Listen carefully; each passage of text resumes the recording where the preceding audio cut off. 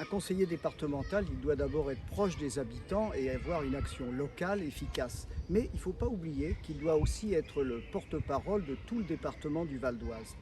Et j'ai trop souvent constaté que notre département était un peu oublié par ses interlocuteurs, peut-être parce qu'on était un peu trop discret ou un peu trop modeste.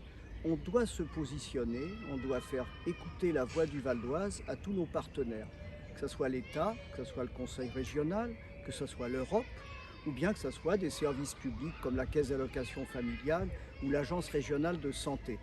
Et ça, j'ai pu éprouver que ça n'était pas toujours le cas, en tout cas pas suffisamment pour ce qui serait utile de faire pour les habitants du Val d'Oise. Je vais donner deux exemples très rapides.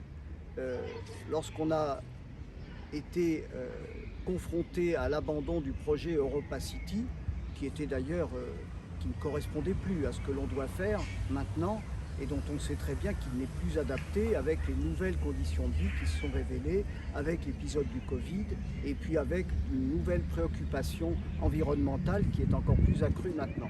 Eh bien, lorsque le projet Europa City a été refusé par l'État, on a été d'abord longtemps, trop longtemps, dans la protestation, dans l'opposition, plutôt que d'être dans la co-construction d'un nouveau projet. Nous y sommes arrivés, mais ça n'a pas été naturel. Un autre exemple, c'est lorsque on doit discuter plutôt de problèmes comme par exemple l'extension de l'aéroport de Roissy. Là encore, nous sommes dans la protestation et dans le refus, ce qui est bien normal parce que cette extension n'est pas du tout souhaitable. Mais il faudrait aussi être dans les propositions pour pouvoir créer des emplois qui peuvent tout à fait se faire dans cette zone sans extension de l'aéroport. Quand le département s'exprime, et j'ai eu l'occasion de le faire dans le cadre de ma délégation, il est écouté.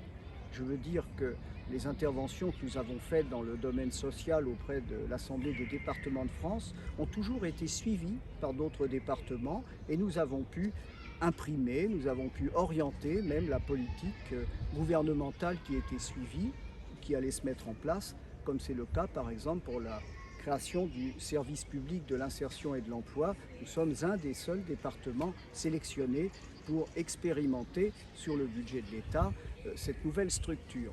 Il faut absolument que le Val d'Oise sache parler, qu'il se fasse écouter, qu'il soit dans la construction, qu'il soit respecté par ses partenaires. Célia Jacquet et moi, si nous sommes élus au conseil départemental, nous ferons entendre la voix du Val d'Oise.